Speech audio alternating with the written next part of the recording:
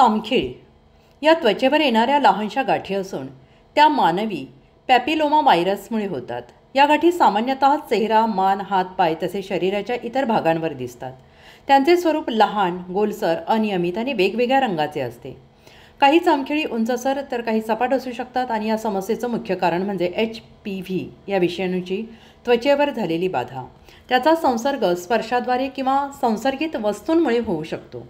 अनुवांशिकता, अतिनील किरणांचा परिणाम, हार्मोनल बदल, वयोमान, त्वचेचे विकार, ऑटोइम्यून यामुळे चामखीळ होण्याची शक्यता वाढते. वयाच्या 20-30 वर्षांमध्ये चामखीळ दिसण्याचे प्रमाण जास्त असते. तसेच वृद्धापकाळात त्या वाढू शकतात आणि या गाठी सौम्य स्वरूपाच्या असतात.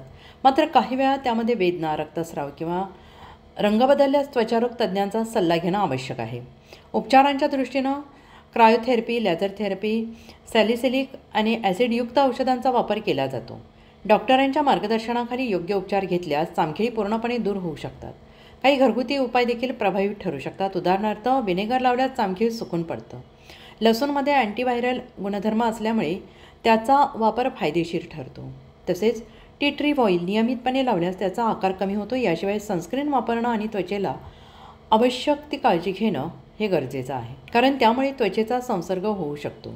काही प्रकरणांमध्ये चामखिळी मोठ्या प्रमाणात पसरू शकतात आणि वेगळ्या स्वरूपात दिसू लागतात.